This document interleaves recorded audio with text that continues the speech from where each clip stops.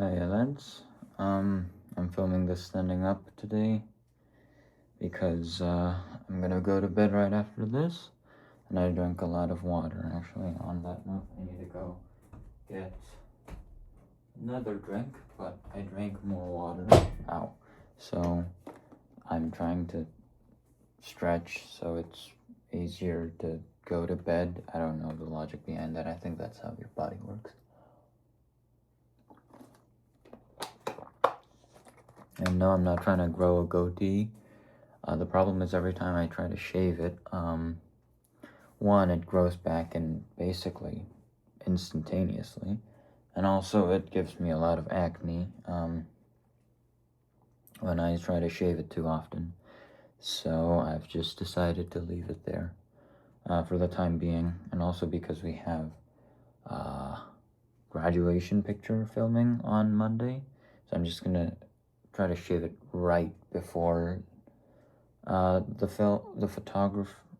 photographs kick in, because I'm not kidding when I say they grow back instantaneously. Anyway, that's enough about my beard.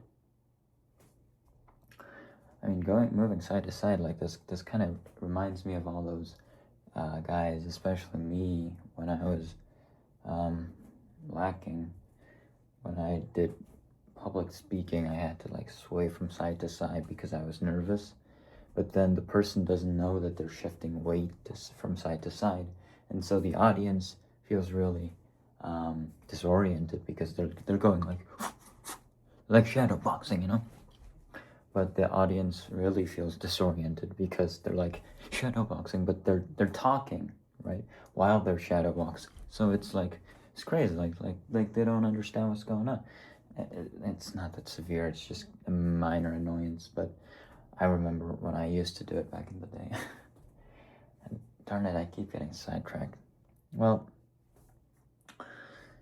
today, I'm gonna be very vague about this, right? Because, it's an interesting matter. Not interesting, it's a controversial matter. That regards me. So, I'm not gonna be talking about the matter at hand. If you know, you know. If you don't, it's if you don't know and you want to, just ask me and maybe I'll tell you personally. But I'm just here to talk about my reflections on the matter. Um,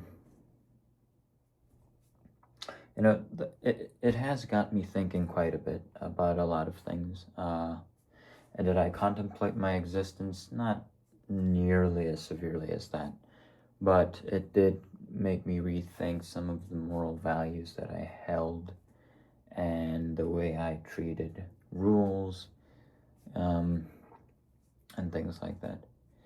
So, something like this. It's like,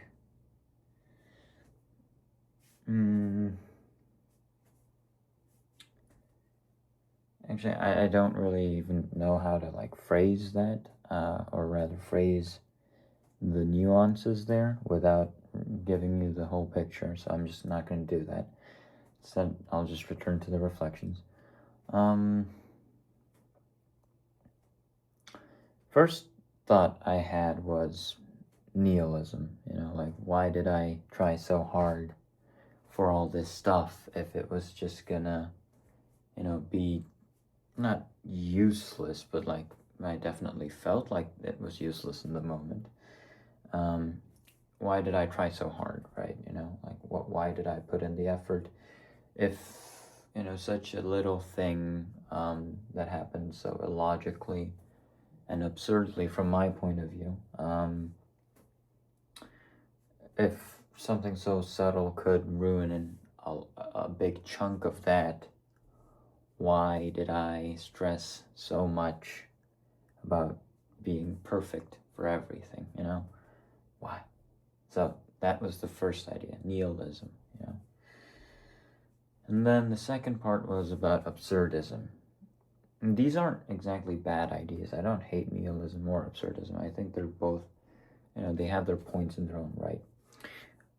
absurdism is basically the idea that reality has no inherent meaning. And so you got to figure it out. Not figure it out, but it is quite literally meaningless to give any meaning to things in reality, or try to give any logical reasoning to things in reality, because they quite literally have none, right? I mean, you could try, but that's not going to change the fact that there is no reason that like 20 kids died today because of a school shooting. It's just because reality is inherently irrational. That is absurdism. And yeah, so and it has got me reflecting on my belief system. And my belief system is quite interesting. It's very fluid and volatile, meaning it's not fixed for anyone. So when I hear news of something happening, I don't go, oh, that's right, because, or oh, that's good, or oh, that's right, because according to my belief system and this criteria, it is considered a morally good, or like whatever action. It fits my standard, therefore it is good, or it does not fit my standard, therefore it is bad. This is, I believe, how most people view the world, through their moral lens, right? Through this standard that they have. I do not have a standard. That is my standard. Or rather, I try not to have one. That is, I think, the closest I can put it, because I think it's literally impossible for you to not have a standard. It's not by choice. It's formed, right, unconsciously, whether you like it or not, through your experiences and your memory, and through education. So it's not like you can choose not to have a standard on something. You do. Everyone does. It's just a matter of it being conscious or unconscious. But I try not to have any moral standards on anything because of two reasons. One is absurdism. I don't think there can be a definitive standard that fits every case, which sounds really obvious, but I think most people don't get this, or don't want to accept it, at least because it's not exactly heartwarming and it doesn't help you sleep at night. That's like telling Christians that God doesn't exist, so what's the point of believing? I'm not saying that that's true, but even if it was true, like, you don't want to tell that to people who believe in Christianity, right? Because that's not going to help them in any way cope with their life. Like, that you're basically saying, well, you're wrong, everything you believed in was for nothing. It's not exactly something that people like to accept, even if it is true, which I'm not saying it is. I don't know. But basically, that's absurdism. The first reason is absurdism, because I don't think there's a definitive standard for judgment. Second is because I believe in exceptions. I have been exposed to environments where exceptions are the norm. Exceptions in this case refer to values or standards that I held previously. So for instance, when I went to Laos, I thought everybody would be much worse off and quite literally discontent and unhappy because they didn't have the social and physical infrastructure that Korea had. I was completely wrong. Turns out they were all much more happy than anyone I had seen in the past 3 years. And like, this was in a town where the dogs were literally, their skin was tearing off because they ate too much rotted food. And there was no AC, there were no working fans, there were a shit ton of flies, and they were really happy, and I was really envious of them. And then in Seoul Station, Seoul Station was very interesting because it's basically a place where there are 8,000, not 8,000, it's like 800 really, from the people I've met, but 800 people or more people that are the 0.01% of our society. So they're very rare. They're very rare exceptions. But because there are 800 of them around me, and I have talked with numerous individuals that are homeless, the exception feels like the norm. That's what I meant by the exception feels like the norm. It is. So statistically speaking, you will never meet any of these people. It's like the statistics of you meeting a blind person in your life. It's very low. You might meet one or two of them, but a person who has worked in a disability welfare community and has met dozens of blind people will probably empathize and understand them way more than the average person. For the average person, they're just a very rare, um, what was a very rare exception to the norm, which basically to them feels like does not exist in reality, right? And I feel like returning back to what I said about standards, I feel like most standards are generalizations. Rape is bad, murder is bad, killing is bad. Those are generalizations. Perhaps except for the rape part, I actually have not yet seen or has been able to empathize with an exception to rape being bad. So we'll put that aside for now. But for murder, okay, that's an easier example. That is the generalization. Murder is bad. Taking the life of someone without their consent is inherently bad. That is probably generally true. I do not agree with that because I think there can be exceptions. Now, you might be saying, of course, Jasper, everybody thinks that. Well, yeah, but you don't say, oh, we should listen to the murderer's story when, a murderer who killed like 12 kids goes up on the news. Like, you're like, that guy should be hanged and tortured. You don't say, like, we should hear his story out, right? You don't really care. And that's kind of the downside of having a standard is you don't really have to listen or care or pay attention to the other person's perspective. Because from your standard, they're quite literally subhuman. If you've killed someone and committed an act or a felony that is so bad and detrimental to society's well-being, then you are literally subhuman. And from then on, your story does not matter. They're all excuses. But to me, they're not. They are valid reasons. They can be valid reasons for why someone would do something that society considers horrible.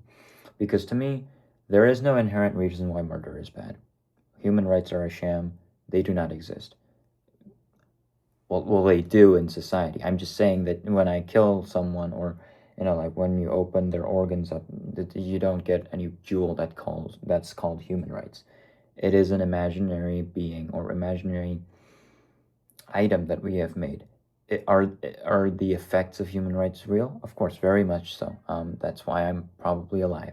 When I'm saying nothing is inherently guaranteed, that might sound obvious, but apparently it's not. So, nothing is inherently guaranteed. Life is absurd. There are no standards inherently. That is what I accept as my belief system.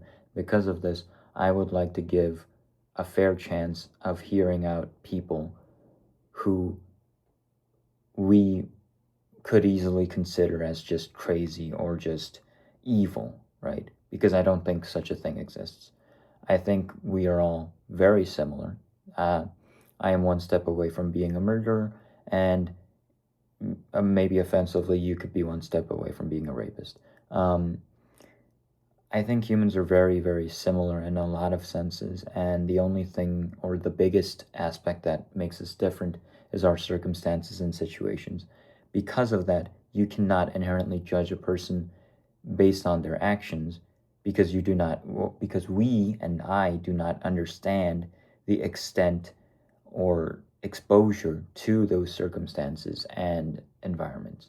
And because I cannot understand what they've been through, I cannot judge whether their action is, like good or bad on a moral scale, which going through good or bad, I don't even know what good or bad is. I think that is an idea that society has made up. There is nothing inherently good or bad. There is nothing in reality. There is simply reality, and we choose how to perceive it. And good and bad, and like good and evil, is also just an idea we have made up. There is no such thing in existence. Now, am I saying this belief system should apply to everyone? No, that would be incredibly tiresome. And there would also be a lot of loopholes in the law, so no.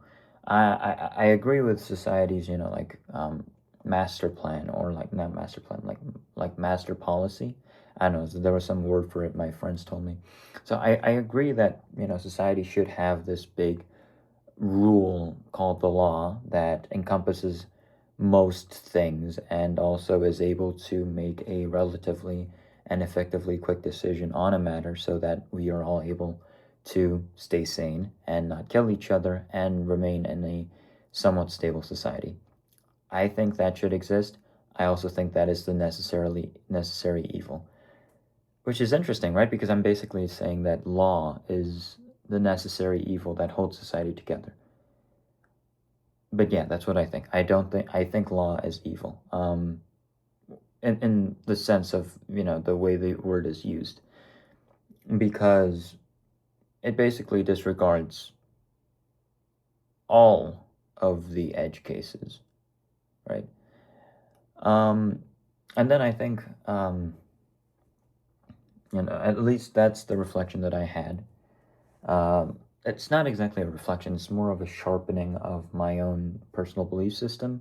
It's like I had this cloud of personal beliefs that was, it's very vague. I knew what I kind of thought, but I couldn't put it into words, but now I can because I've had that reflection and I've been through the experience of being an exception, not in the good sense. Yeah.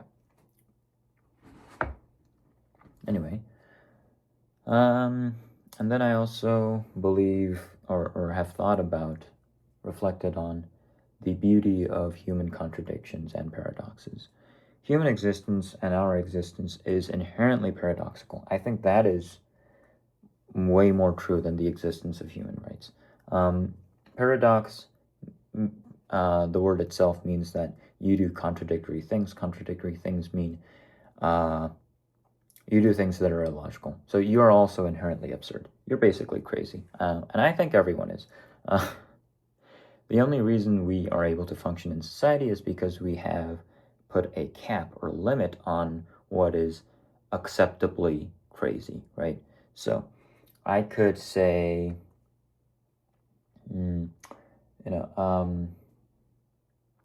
I could have a relationship with one person and then confess love to them and then have a relationship with another person simultaneously. That is incredibly flawed, but that is not technically illegal unless, there's probably some other legal clause, right? But that is not technically illegal. So that is probably accepted by society, apparently. If for the countries which it is legal. Not saying I did that or I plan on doing that. I don't. But if we had someone who said that they really valued human life and that, they were vegan and, they valued the existence of everything, and then they went on and massacred 20 kids in a school, they would go to prison because that is a violation of the social codes. What I'm saying is, although paradox exists within everyone, society kind of keeps it at bay, and so our absurd whims do not end up in catastrophes. That's just a statement. That's not what I wanted to say, or that what I wanted to share with you. In my reflections, what I wanted to share is that these paradoxes and contradictions may seem horrible, or may seem like they lead to tragedy, or may seem whimsical, unpredictable, and volatile, but they are beautiful. They are exactly what makes us human. If I said I would study every day for the rest of my life, I mean, I could, right? Technically. Or, if I made all these rules about myself, perhaps keeping all those rules makes you a very good human, consistency, dedication, determination, or discipline. But part of the human condition is breaking that. Everyone, I think, at least from my experience, see, this is what I mean by exceptions. There can also always be exceptions. Someone who is perfect, I think that is also an exception. But from my experience, everyone I have met is all broken, their own promises or their own rules. Breaking, perhaps they didn't break everything, because I haven't seen a lot of murderers or people or criminals, but breaking your own personal rules, small rules or small habits or small routines, that is paradox. You say you're going to work out every single day, and you don't. You say you're going to study and eat 3 meals every day, you don't. Those are all very small instances of paradox, right? Betraying someone's trust. I don't know, something else like prostitution or like murder. That's also much larger scales of paradox. And you might think those are horrible, and that those are all examples of how humans are